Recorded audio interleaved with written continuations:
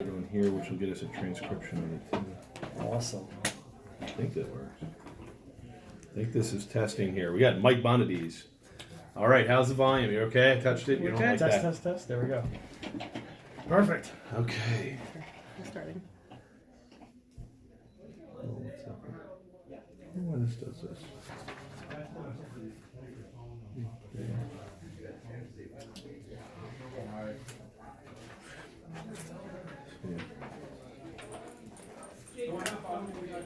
Mike Bonadies. Good. Okay. All right, so that's just recording in case when we're done, we'll have a transcription and everything too. Perfect. Yeah, thanks.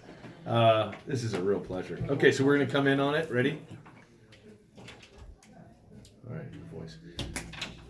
Hello, this is. Oh, here's your camera. There we go. We have a camera. We have that mic. Perfect. But welcome back to Captial Hacking. This is Josh McCown, your grateful host. I do not have Eric Cabral here, but that's okay.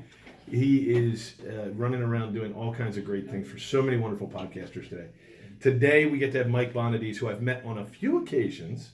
Now we get to sit down and deep dive. So welcome to the show, Mike. Thanks, Josh. I'm super excited to be on the show. I've met you a couple times, heard your story, pretty inspiring, and I've heard your podcast a lot, and I love it. So thanks for having me. Okay, so there you go. We already like Mike Bonadies because he's part of the team. We're coming up on we've done a few shows here, and we're so grateful to find people like you that are listening, and it's awesome. But here's what you're doing. So you're a Terra Vesta property management. You own numerous keys yourself, Yep. But you're also an active property manager, and you call it all-in turnkey. Absolutely. So we can just show up, we tell you our property, you help us get from there to rental income. Yeah, absolutely. I mean, we do everything for our customers. We pay the bills, go to court for them. We, manage the tenants, do the repairs. They get a monthly phone call from us saying, "Hey, this is where the money went for your owner draw, and here's what happened to the property." And then we call them next month, and the month after that, and that's pretty much it. We take care of absolutely everything for them because we wanted to mimic it a lot like what we do for our own properties. So it was just a continuation of that. All right, so that's a nice intro, but nowhere near good enough yet. So at Captial Hacking, we really want to understand how you got from where you were to where you are today. So let's go back to, my buddy Eric always says, ask the entrepreneurial, radioactive bug spite, the spider bite. What's your episode 1? He calls it out of a comic book. How did Mike Bonadies get to be in real estate? Yeah. And why do you do this? So it was kind of a weird story because when I originally thought of real estate, I thought it was like the greaseball in the suit who came up and tried to sell you on something maybe that you didn't necessarily want. It was just a salesperson. I happened to get started in real estate because I worked for DeWalt Power Tools. They're pretty integrated into construction, and I was doing something called channel marketing management, which is pretty much managing assets and managing programs for big retailers like Home Depot and Lowe's and whatnot. We were negotiating the contracts, who sells what for how much, where does it go inside the store. And a buddy of mine who sat down, cube row, heard me talking on the radio, or talking on the phone, working out these deals all the time. I was always the wheeler and dealer. And he's like, yo, his name was Alan. He's a landlord himself. He's like, yo, Bonadies, why don't you check out real estate? You do a lot of what you do today is kind of what you do in real estate. I'm like, dude, ain't that what people in suits do and all that kind of stuff? And I kind of looked into it, and I looked at the contracts and the things that ways people think about real estate, and it was super similar to what we did in the retail world when we were negotiating these larger contracts. And I was like, wait, I get paid for working 9 to 5, but I work 80 hours, and then I can do this with real estate and make more money? Yeah. And so I kind of went from there to saying, wait, this is so much like what I'm doing now. Why don't I try this in real estate? It's not too far away. And, that's kind of how I got introduced to real estate. And then I went from there on to learning about buy and holds and whatnot. So. Did you? So the guys in suits comment, what year would that have been? That would have been 3.5 years ago. Okay, so 16? Yeah. Not too long ago. And I want to go back a step because this is interesting. So when I read on your bio that you did DeWalt Power Tools, and yes, I remember 20 years ago or something when I was in business master's degree, I read all about how DeWalt created these multiple lines and it became Black & Decker? It's Stanley Black & Decker's Stanley the Black & company, Decker. but DeWalt's the brand. So And then I always wondered, do they also make things like for Home Depot and stuff like that, those rigid? I don't know who makes those, but it's clearly... There is some private labeling that is done. Stuff like that. And I thought, wow, how interesting business really is. Because again, that was kind of new to me. I didn't realize one manufacturer would put a bunch of labels on it until I went to college for it. Yeah. And so my point is, you're telling me that you had this job and you would negotiate in the store where the placement of the product would be? Yeah, so it's pretty basic manufacturing distribution. So let's say you walk inside of a Home Depot. You always, there's like 3 or 4 layouts inside of a Home Depot, you always find the product in the same exact place. The placement of the products, why that product is inside the store is done on a corporate level. There's essentially the supplier, which would have been DeWalt in this case, is going to have an agreement with Home Depot saying, hey, you're going to carry these products, this is how much you'll list it for, or we suggest that you'll list it for this price, these will be your promotions, and this is why you should carry it, because you're going to be able to generate this much revenue based on your turns and whatnot. And I was the guy I had the P&L in front of me, and I'm doing all the numbers, and I'm saying, okay, if we list this product for this amount, and we list this product, we'll generate this much in turns, which will create this much gross revenue, which will generate this much in OM, and then retail margin for these guys. And we try to figure out a number of saying, hey, you should carry this product because the market's going there and your customers are buying that product, but also you're going to generate this much more in revenue and operation margin. And you're doing this in an office, or are you doing this? In the office, yeah. This is a corporate job. And the corporation, I'm sorry for deep diving on this, guys, but this is kind of interesting because he's right. In real estate, we all use DeWalt tools. I'm a big fan of DeWalt tools, so I kind of want to understand the dirty underbelly here of the power tool equipment business. So let's go into this for a little more. So is that headquarters here in the region? It's in, I was in Maryland at the time. Okay. So Stanley Black & Decker is based out of Towson, Maryland, which is by Baltimore. And Home Depot, as we all know, is based out of Georgia. Okay, so there you go. So 2 big tidbits. Some people call these pro tips. Okay, so now we know. I did not know that Home Depot was in Georgia. So let's go back a second. So you're in a corporate office and people are recognizing you as a deal maker. That is counterintuitive. I mean, most of the time when you think about an office, you kind of think everybody, like the show Office Space or the movie Office Space. Yeah. And you think everybody's just punching a clock. But where did this genesis of you being a deal maker in an office come from? I mean, that's kind of creative. So it's a unique role. There was at the time, I think it's changed a little bit then, but there was a select cohort of people that were sent to make these deals out. And you work with account managers, you work with your finance department, you work with your product management, the people, let's say, engineering the products, the people financing the products, the people actively being the person in front of the customer selling that product. And you're wheeling and dealing between all 3. And then also the customer as well. You're trying to make it work. Someone might need a certain amount of product to come out of a factory or to have a certain widget on it that allows them to get into a favorable position with the plant. The finance person needs to make a certain amount of margin on the deal in order for them to hit their metrics. And the salesperson has to hit a certain amount of revenue. And the customer needs a certain amount of product. And you're trying to put all of them together and marry them. And there was about, I think at the time there might have been like 15 of us or 20 of us that had this position. In the company. And I got it, Mike. I'm telling you, we're talking about corporate America, and Mike is on fire here. And I know not everybody gets to see this on YouTube. Maybe we'll get your video. We'll put it on our YouTube. But he's banging the table, which we have Natalie, this Emmy award-winning producer over there in the corner. She's going to kill us if we bang the table. Mike, you should know that, being a podcast aficionado. So let's back up. So, dude, the fact that you're this passionate about working with DeWalt tools makes me realize why you are in business. You really couldn't. You remember that saying that they say entrepreneurs are the only people that will give up a 40-hour work week for an 80-hour work week to do it so they don't have a boss? Yeah. I can see why you're that guy. You're one of those people. You just got enough energy to win. Yeah. Thank you. So now we're going to go, okay, so you're wheeling it down. By the way, how old were you when you were doing that? Because it sounds like you're an analyst. You also have good human relation skills. It was my 3rd year out of college when I started that gig. So I started out of college with DeWalt as a sales guy, like out in Oklahoma, and worked my way up the corporate. Okay, they moved you to Oklahoma. Yeah.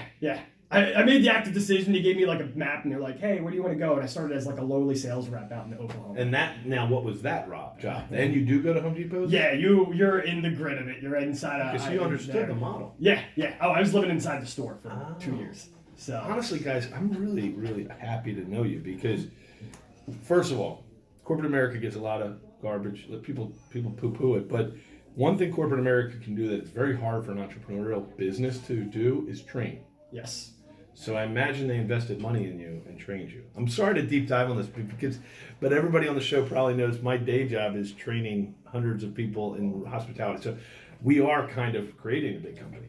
So I'd like to understand how you got so good at this. What was the training like at DeWalt? Yeah, so I went through one of those standard like leadership programs where it's like the rotational type things. They put you in a bunch of different roles. I started out in Oklahoma, then I went to New York, then I, went to Towson. They bring you inside. They give you the weekly training in person. You have to use the tools. They put you through a classroom kind of experience. And then they monitor your progress pretty rigorously for, a 60, 90, 120-day period. And they force you to do some activities that might make you feel uncomfortable, but it's all guided. It's got, like almost like a book associated with it. And, even though I'm an entrepreneur / business person for myself now, I would not be where I am without that training. So we just had a privilege, you'll like this, Mike, we just had the privilege of interviewing a guy who created the CRM industry. Actually, the whole CRM industry. It's not even aired yet, so maybe you haven't heard it yet, but it was Mike Mooney, and he created ACT, A-C-T. And he talks about, it was the 80s, and no one had heard of something called CRM. Yeah. CRM, client relationship management software. So he creates the first ever architecture for ACT. And he says it was IBM's training that taught him how to design relationship-based selling. And then it was the training from IBM that taught him how to map it intellectually.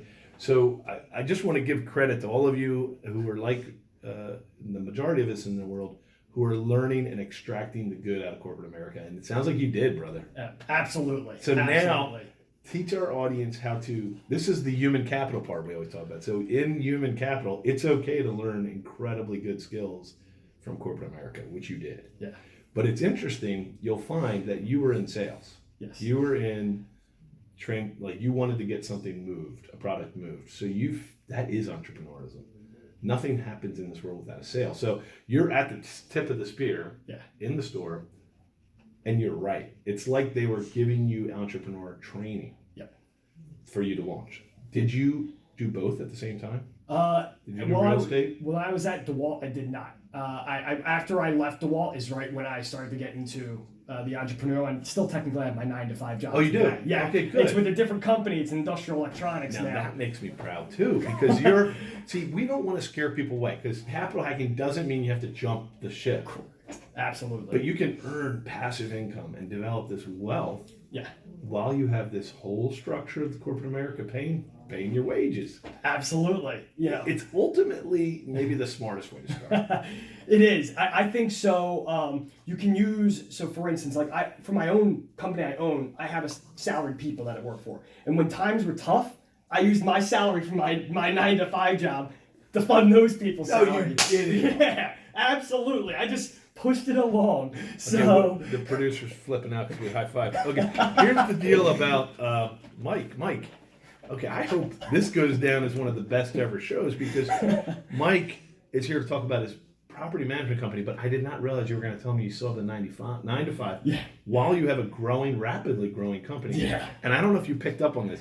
He just says he has 9-to-5s working for him at a company he's not 9-to-5 at. Yeah, that's exactly what's going on. So it's really impressed. It's been an experience, and I think there's a quick story that I can tell about how you can develop entrepreneurial behavior while at a corporate position. I was doing a line review for Walmart. A line review is essentially you have your product judged and juried by the people that decide what's going to be inside the stores. And we weren't very strong in the category, and we needed to drive more products and more listings into Walmart. So I literally myself just jumped into my car. I went to a store that I think a lot of people are going to know, Harbor Freight Tools. Okay. And I literally found products that I was like, I kind of like that product. We don't have that product. I bought it, and I just went over to our product team, and I'm like, put it on their desk and like, I need you to make this product. Whoa. That's like vice president stuff. What are you talking about? That's a. Oh, there's a lot to unpack here because because let you be that entrepreneur. yeah, because and that's part of the culture of Stanley Black and Decker. Now I feel like I'm repping Stanley Black and Decker here, but they absolutely gave you the power to go and make those kinds of like, hey, you obviously they would have to create it. They'd have to come back with us. Okay, here's the cost of the product. I'd have to price out the P&L. I'd have to get it approved by someone. But they absolutely allowed you like, hey, I think this is what we should go in here, and then we'd go and do it, and we'd make it work. And that was like, I ended up winning that product, and it was worth like $300,000 a year or something like that. So it was a nice. How does that help you? Do you get residual on it? Absolutely not. So I did this for my lowly 9-to-5 salary, and but it was totally worth it because I was so prideful of the fact that when I walked inside of Walmart, I saw my product. What is it? Can we all buy it right now? Yeah, I think it's still in there. It's the wire wheels that you would put inside of a drill to take rust off. Yes. There's a 5-pack inside of Harbor Freight. You'll see in Walmart, there's the same exact 5-pack inside of that's Black & Decker themed, and you just put in a drill to take off rust. The cup wheels, the wire cup wheels. It's like I think it's like, if I remember the pricing correctly, it's either $298 or $398 for the pack. That was that particular example. I love that. So yeah, and so corporate America can also teach entrepreneurial things like that as well. So freaking great. So now we're jumping into Terra. Hold on, I don't want to say it wrong. Terra Vestra. Terra Vestra. It means your land in Latin. Oh, I love when there's a meaning to a name. That's huge for me, Eric, and all kinds of people that care about branding. So, why did you go with such an important name? I felt like there's a property management lack of supply right now, and if you talk to a lot of people that have rentals but don't have property managers, you hear the same thing.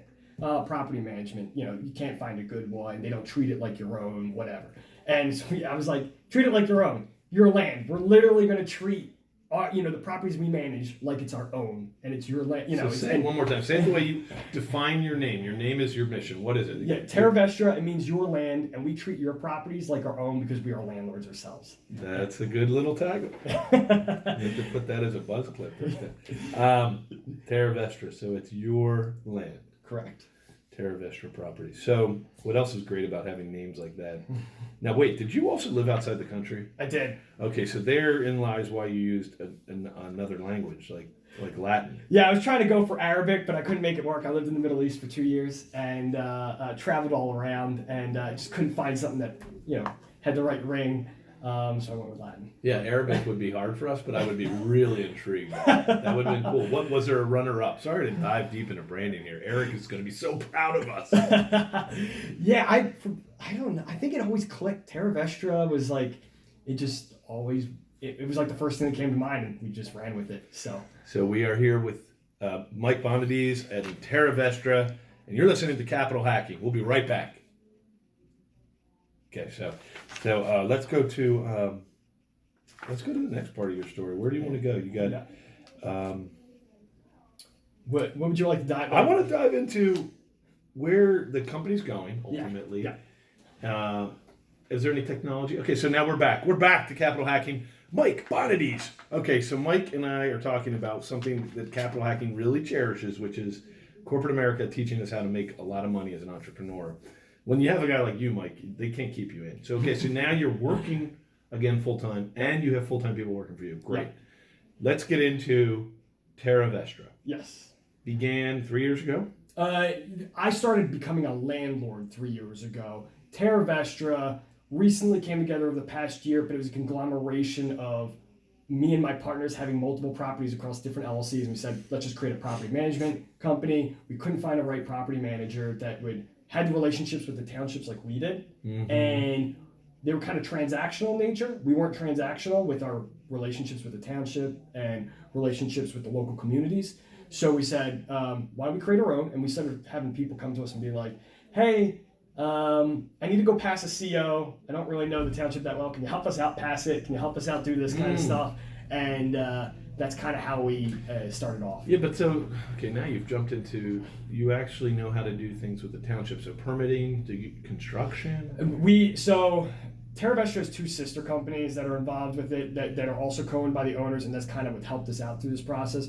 We have DCS Enterprises, which is a field service company. In other words, it does all the gritty work that's involved with real estate cleanouts.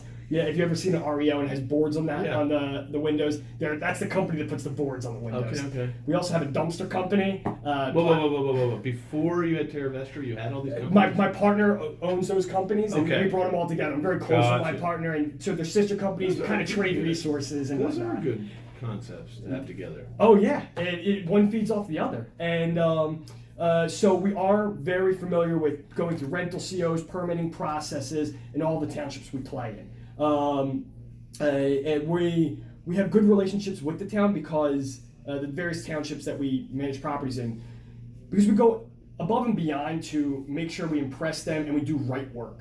We're not slumlords. We don't go in there and just do enough to get by. When we go through a CO walk, we have our maintenance guy with us on the walk to hear what the CO or the inspector wants done. We do it right there in front of them to show, hey, do you want us to do it this way? All right. Where does that person, let's call him Jim, where does Jim work full time? Does he work for the dumpster company? Jim works for the clean out company or for Terravestra, depending. We will move people around where we need them. But that guy gets a full salary, or he's just on call? It's practically a full salary. It's an hourly job, but we have him working 40 hours a week. That's hard to do, especially today when there's very few people that need work in construction. They're all taken. Yes. So it's pretty impressive. It happens to be the synergy of having the clean out company because you have work 24/7. Yes. So you can just say, hey, we're working on maintenance stuff at any given time for our property management. This partner of yours, can we mention them? Are they? Yeah. They're not a private, quiet guy. No. Drew Side is his name. We're practically brothers at this point. So Drew